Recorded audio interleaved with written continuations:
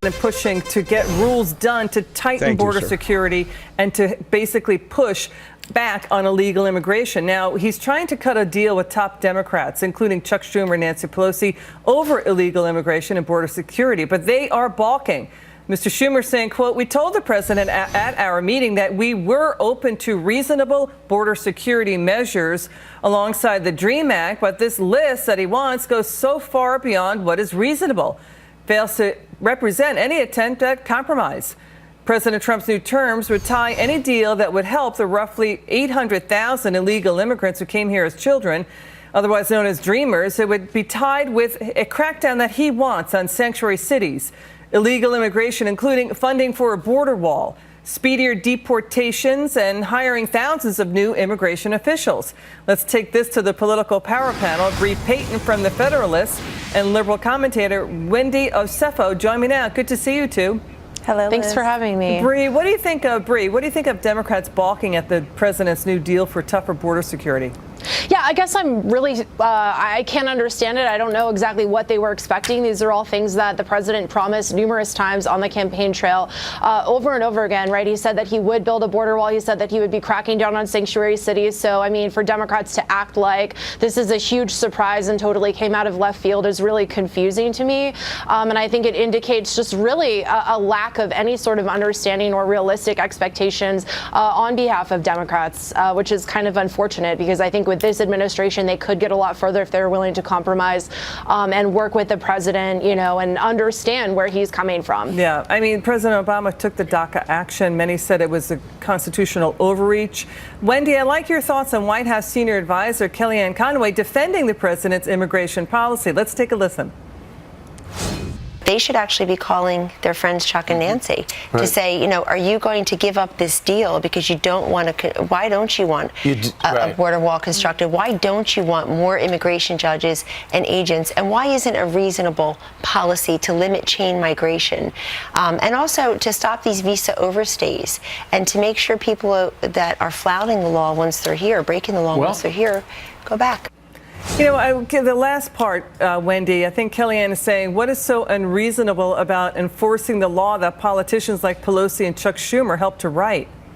Yeah, absolutely. I don't think there's anything wrong with enforcing that particular law. But what I think that is very unreasonable is for the president to come with all of his standards, everything in which he promised during the election, and say, you know what, I'm trying to compromise with you. No, you're not trying to compromise. What you're trying to do is put forth everything in which you said you were going to do. A compromise means you give a little and you take a little. And right now, the president is not doing that. So in order for us to come together in a bipartisan manner and move forward what I think would be a good immigration bill, we have to listen to yes the Democrats. To DACA. He's saying, right, Bree, he's saying yes to DACA. But he's saying no to the wall. Like, I hear that, but he's basically laying out a beachhead. This is his deal, right? Yeah. Well, he knows he can't deport 800,000 people. It's not feasible to do that, and he knows that. And he's trying to work with them and saying, look, let's figure out a compromise to be able to let them stay here. These are things I promised that I need to make good on, that I need to do. I think it totally makes sense. And I think we need to call a spade a spade.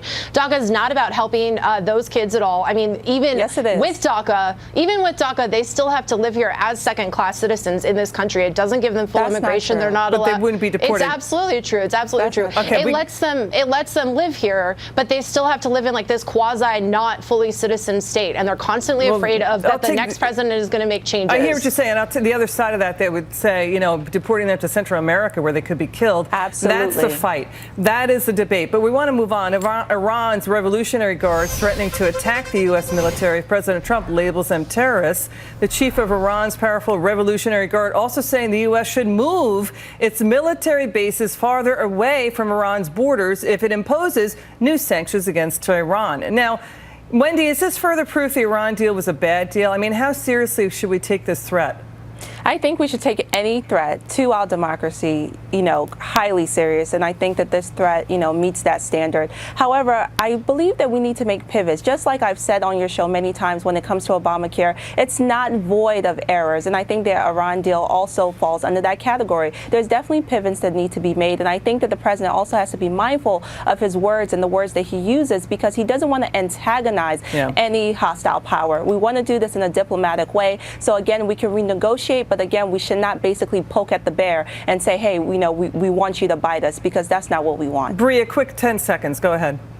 Yeah, I think it makes sense for the president to talk tough. I mean, this is a chance. It's about to be decertified unless the president decides to renegotiate and make a better deal. I think it's very clear Iran is throwing a tantrum, and it goes to show that they were never really interested in diplomatic discussions to begin with. Thank you, Bree and Wendy. We'll see you both later again in the show. Thank you. Next up, let's check your money. Markets closing in the red. The Dow, NASDAQ, S&P 500 all down.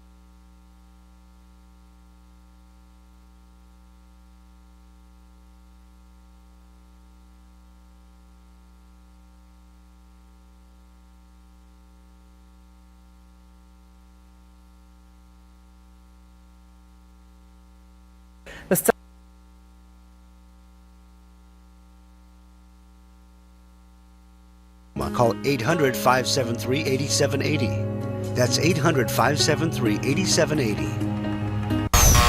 A PR disaster for Dove, the beauty products company. Outraged consumers after Dove posted this commercial on social media. The offending ad was a 3-second advertisement hawking Dove body wash. They called it "Ready for a Dove Shower." Now, it shows a looping image of an African-American woman removing a dark brown T-shirt to reveal a white woman. The white woman then removes her beige T-shirt to show it looks like an Asian woman.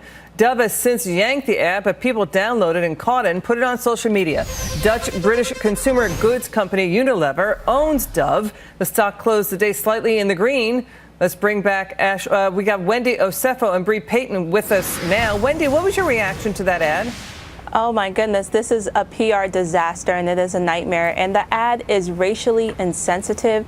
It has undertones of other soap commercials that we saw many, many years ago, where you have this type of thought that you wash off black, which is significant because it's saying that black is dirty and then white is clean. So this was a big miss here. They completely dropped the ball. I wonder who was in the boardroom to say this was okay. Yeah. But it was highly offensive. Or how did it even get out there? I mean, Bree, Dove responding on Twitter saying an image we recently posted on Facebook missed the mark in representing women of color thoughtfully. We deeply regret the offense it caused. How did this even get out of the company or even off the advertising planning boards?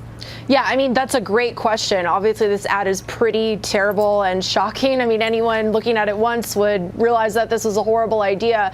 And I'm especially surprised that this is coming from Dove. I mean, this is a company that is always trying to convince us about how woke they are and how politically correct they are about every other issue. So I am really surprised to see this coming, especially from them. All right. Not surprised. They've done this before in 2011. That's right. Let's get on. True. We've got to move on. A viral true. video, an irate man he jumps onto the hood of a moving school bus. Watch.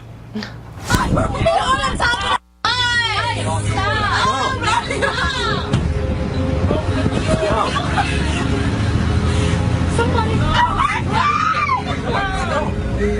off the bus. That was posted to Facebook. Wendy, what was your reaction to this video? You know, we just have to really start looking at issues around mental illness, because this gentleman, if he was allowed into the school bus, what was his intent here? What was he trying to do? Even if he claims that a bottle was thrown from the school bus, these are middle school children. You know, this is not something that is necessarily nefarious. We got to wrap it. Bree, what's your reaction? Quickly, 10 seconds. I mean, this took off on social media. Go ahead. I think we should commend the bus driver who didn't let this guy board the bus. I mean, this is clearly pretty crazy, and he protected the kids. Yeah, this happened in Baltimore. Bree and Wendy, thank you so much. Thank you. Now, did you make money today? You're going to find out after